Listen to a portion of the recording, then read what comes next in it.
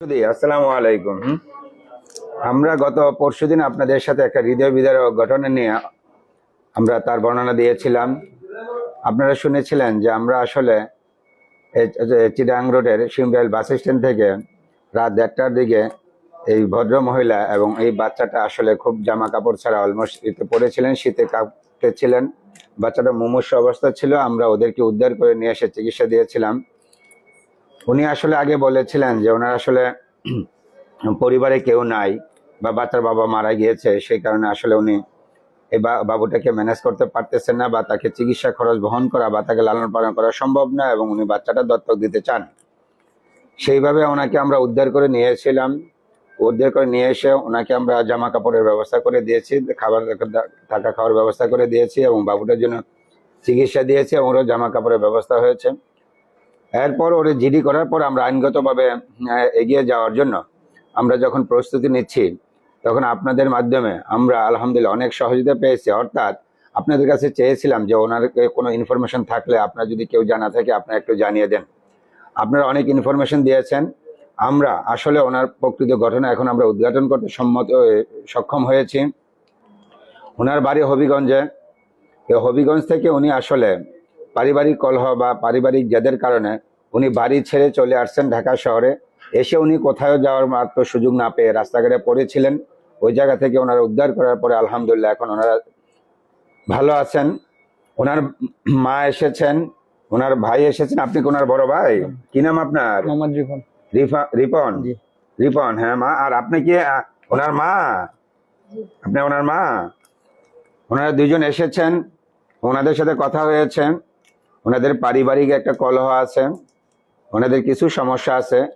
এই সমস্যাগুলি সমাধান করে সবাই আমরা যদি এগিয়ে আসি, যে ওনাদেরকে যদি একটু হেল্প করি, সাহায্য করি, তাহলে এই বাচ্চাটাও মায়ের বুকের দুধ খাবে, মায়ের বুকে থাকতে পারবে, বাচ্চাটা আসলে সেপারেট হবে না।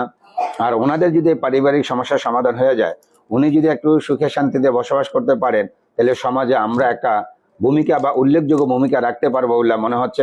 আসুন আমরা সবাই এগিয়ে আসি। এরকম হতদরিদ্র, এরকম যারা পারিবারিক কলহ, এরকম যারা বিপদগ্রস্ত অবস্থায় রাস্তাঘাটে পড়ে থাকেন, তাদেরকে আমরা একটু সহযোগিতা করি, তাদেরকে আমরা কাউন্সিলিং করি, তাদেরকে আমরা বুঝিয়ে পরিবারে ফিরিয়ে দেওয়ার ব্যবস্থা করি।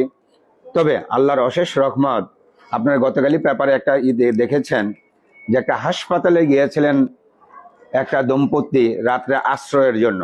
উনি ভেবেছিলেন যে মানিকগঞ্জের রাস্তাঘাটে উনি সেফ থাকতে পারবেন না। উনি ওনার স্ত্রী এবং উনি আশ্রয় নিয়েছিলেন একটা হাসপাতালে যে। কিন্তু আমাদের আসলে কিছু অকর্মণ্য লোকজন, দুশ্চরিত্র লোকজনের কারণে আজকে মা বোনের আসলে নিরাপদ না। আমরা নিরাপদ স্থান তৈরি করতে চাই। আলহামদুলিল্লাহ, যে আল্লাহর কাছে শুকরিয়া করছি যে উনি আসলে কোনো অমানুষের হাতে পড়েন নাই। উনি একজন হৃদয়বান ব্যক্তি, ওনাকে দেখেছিলেন। উনি দেখে ডাক্তার মুজিব নিবন ফাউন্ডেশনকে অনেক খবর দিয়েছেন, উনি নিয়ে এসেছেন।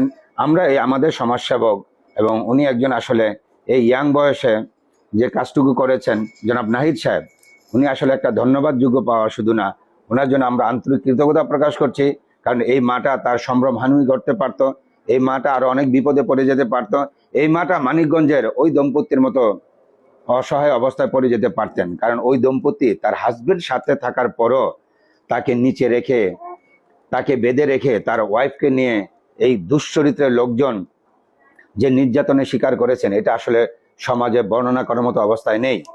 আমরা ওনার জন্য দোয়া করতেছি, উনি ভালো থাকবেন, ওনার বাবুটা ভালো থাকবেন, ওনার মা এবং ভাই ওনাদেরকে নিয়ে, ওনাদেরকে ভালোভাবে নিয়ে দেখাশোনা করবেন এবং ডাক্তার মুজিব নিবন ফাউন্ডেশন এই বাবুটার পিছনে আজীবন থাকবে এবং যা যা করার প্রয়োজন হয়ে করবে। আপনারা ডাক্তার মুজিব নিবন ফাউন্ডেশনের জন্য দোয়া করুন।